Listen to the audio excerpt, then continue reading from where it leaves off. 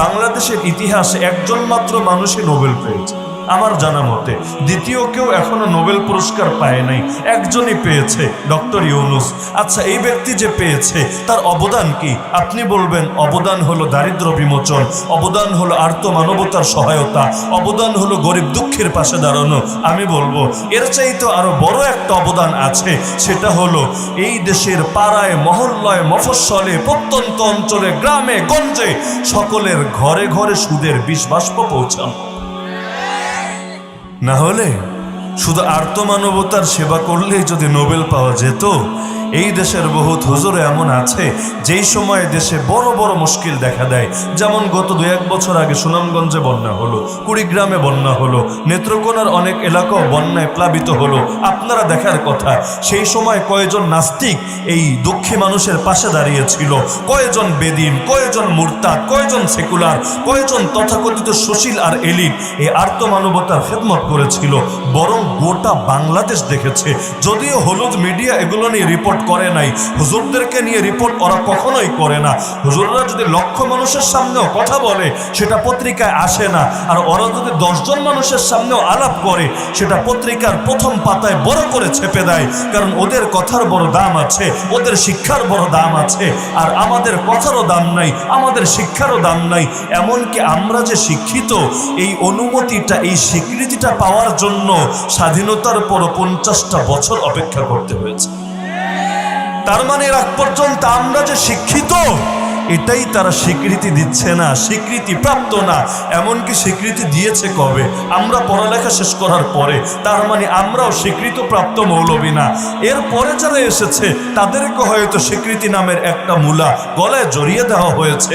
বাস্তবে এর ফল কর্মক্ষেত্রে পাক বা না পাক, এমনকি এটাকে কাজে লাগিয়ে যেই মসজিদগুলো সারা দেশে বানিয়েছে, মডেল মসজিদ নাকি মসজিদ, এই মডেল মসজিদ সারা দেশে বানিয়েছে, কওমি মাদ্রাসার এই মূলার স্বীকৃতি নিয়ে কোন মানুষটা এগুলোতে খেদমতে জড়াতে পেরেছে আল্লাহ ভালো জানে। তো এমন একটা স্বীকৃতি, 1 লাফে মাস্টার্সের স্বীকৃতি, অনার্সও লাগবে না, ইন্টারমিডিয়েটও লাগবে না, এসএসসিও লাগবে না, এইচএসসিও লাগবে না, কিচ্ছু না, জিরো, নিচে একেবারে ফাঁকা, 1 লাফে আপনি মাস্টার্স পাস। আবার এমন মাস্টার্স পাস যেটা দিয়ে না পারবেন সরকারি মসজিদের ইমাম হতে, না পারবেন সরকারি মসজিদের মুয়াজ্জিন হতে, না পারবেন কর্মক্ষেত্রে এটার দ্বারা উল্লেখযোগ্য কোনো সুবিধা অনুভব করতে। হ্যাঁ, একটা জিনিস পাবেন, লোকরে বলতে পারবেন আমি শিক্ষিত, যেটাও হয়তো এতকাল বলা যেত না। শিক্ষাগত যোগ্যতা লিখতে গেলে বড় চিন্তায় পড়ে যাওয়া লাগতো, কারণ আপনার নজরে আপনি টাইটেল পাস হতে পারেন, ওদের নজরে তো আপনি কিছু পাসই না। তো বলছিলাম, একজন মানুষকে আর্ত মানবতা সেবা করার কারণে নোবেল দেওয়া হলো, কারণ ঘরে ঘরে ঘরে ঘরে সুদের বিষকে ঢুকিয়ে দিতে পেরেছে। আর আন্তর্জাতিক বিশ্বের যে পুঁজিবাদী অর্থ ব্যবস্থা, এটা টিকেই আছে সুদের উপর ভিত্তি করে।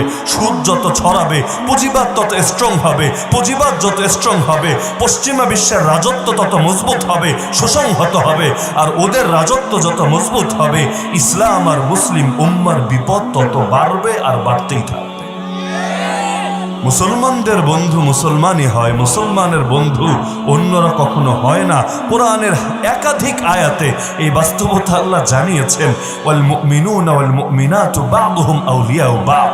আরে মুমিন পুরুষ হোক আর মুমিন নারী পরস্পর পরস্পরের বন্ধু হয়, কাফের তাদের বন্ধু হয় না, হতে পারে না।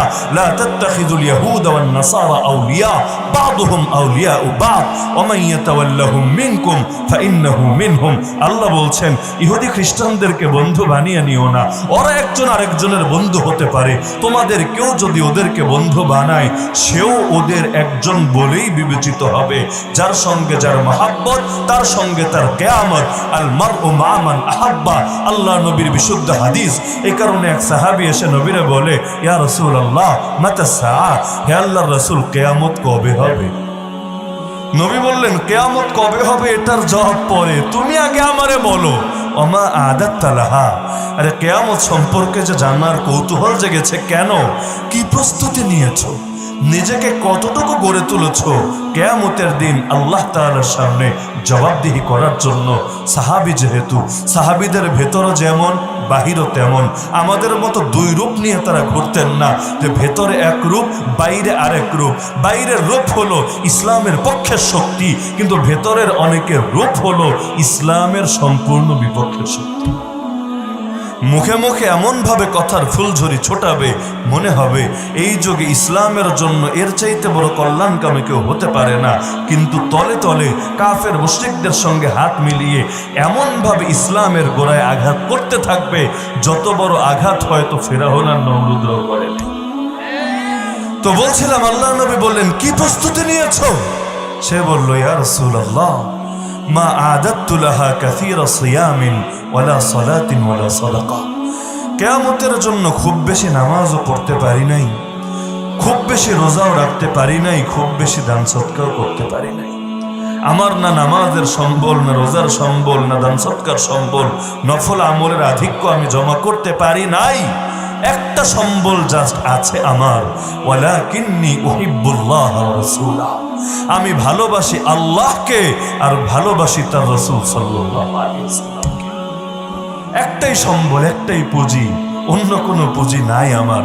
আল্লাহ নবী বললেন, তাহলে শোনো, আনতা মা'a মান আহবাবতা, তুমি যাকে ভালোবেসেছো তার সঙ্গী হয়েই থাকবাও পারে। সাহাবে আনাস রাদিয়াল্লাহু আনহু আল্লাহ নবীর 10-10টা বছর যিনি খেদমত করেছেন, তিনি বলেন, নবীর থেকে হাদিস তো অনেক শুনেছি, কিন্তু একটা হাদিস যেদিন নবীর সাহাবীরা শুনেছে সবচাইতে বেশি তারা খুশি হয়েছে। কি সেই হাদিস? সেই হাদিসই হলো, যার সঙ্গে যার মহাব্বত তার সঙ্গে তার কিয়ামত। কেন? কারণ সাহাবীদের সকলের ইলম এক পর্যায়ে ছিল না, সকলের দাওয়াত এক পর্যায়ে ছিল না, সকলের জিহাদ এক পর্যায়ে ছিল না, সকলের ইবাদত এক পর্যায়ে ছিল না, কিন্তু একটা গুণের ক্ষেত্রে আবার কেউ পিছিয়ে ছিল না।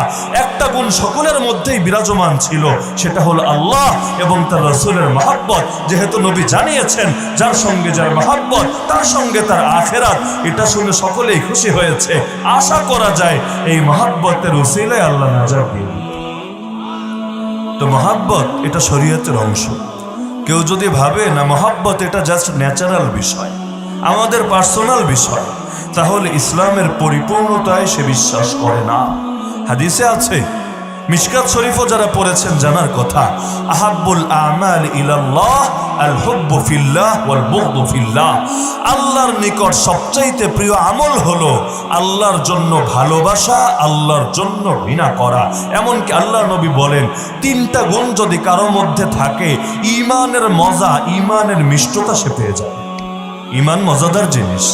শুধু বিরিয়ানি মজাদার, শুধু কাবাব মজাদার, শুধু গ্রিল মজাদার, শুধু খাবার মজাদার?